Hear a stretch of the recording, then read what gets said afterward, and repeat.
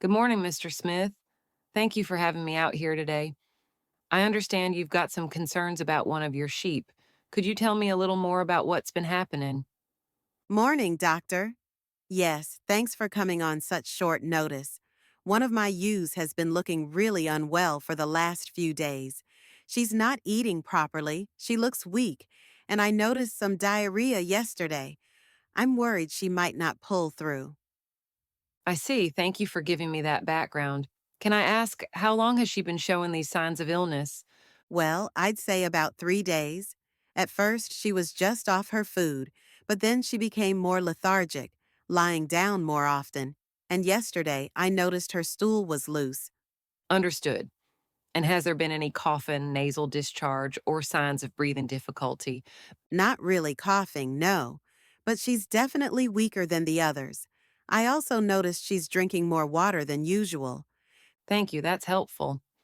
Has anything in her diet or environment changed recently?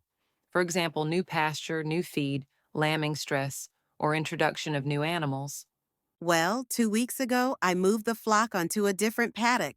The grass is a bit lush there after the rains, but I thought it would be fine. No new animals have come in, though. That's good to know. And what about the rest of the flock? Are any other sheep showing similar signs? Loss of appetite, diarrhea, weakness? Not really. The others look all right for now. It's just this one ewe that seems to be in trouble. All right.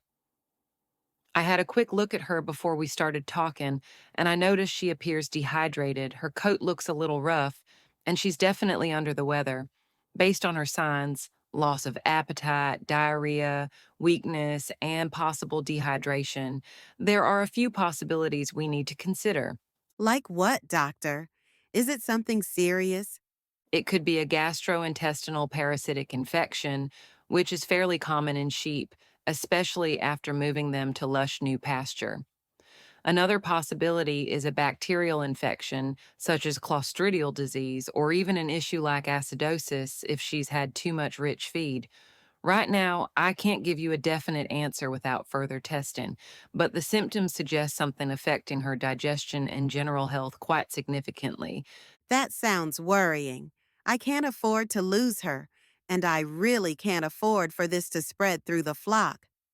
I completely understand your concern, Mr. Smith. It's important to protect the rest of the flock. The first step is to isolate this ewe from the others so that if the condition is infectious, it doesn't spread.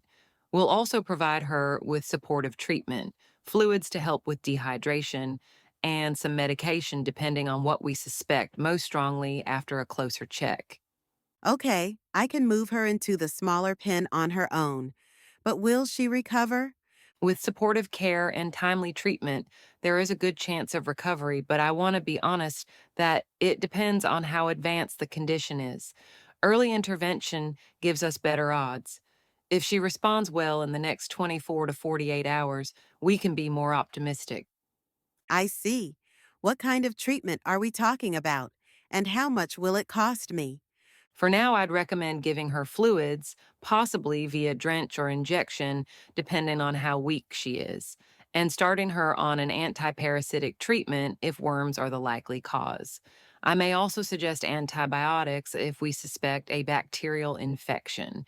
The immediate cost will cover the medication and my visit today, but it's relatively modest compared to losing a breeding ewe. Long-term prevention strategies will save you more money by avoiding repeated illness in the flock. Right, I get that. But what about the rest of my flock? I don't want them going the same way. Absolutely, preventive measures are critical. I'd recommend a regular worming program, especially since they've moved to lush pasture, which often increases parasite risk. Vaccinating against clostridial diseases is also very important. Additionally, making sure nutrition is balanced and supplementing with minerals like selenium and cobalt can keep them stronger overall. Okay, I do worm them, but maybe not as regularly as I should. Could that be the problem? It's quite possible. Worm burdens can build up, particularly when animals graze the same pasture for too long. Rotational grazing, resting paddocks, and following a consistent worming schedule will help reduce that risk. That makes sense. I suppose I've been a bit relaxed about that. Don't worry, you're not alone. Many farmers face similar challenges, but the good news is that with a solid prevention plan, you can keep your flock healthier and avoid losses. I appreciate that. It's just stressful because one sick sheep can mean a big hit financially if it spreads. I understand completely, Mr. Smith. Part of my role is not only treating the sick animal, but also helping you minimize financial losses by preventing problems in the flock. If we take action now and put a management plan in place, we can significantly reduce your risks. All right, doctor. Let's do what we need to do for this Yevu, and then I'll work with you on the prevention side. Excellent. I'll get started on her treatment today. I'll also give you some written recommendations for worming, vaccination schedules, and flock management. And of course, if you notice any other sheep starting to show symptoms, call me right away so we can act quickly. Will do. Thanks a lot for your help, doctor. I feel more reassured now. You're very welcome, Mr. Smith. We'll do our best to get your ewe back on her feet and keep the rest of your flock healthy.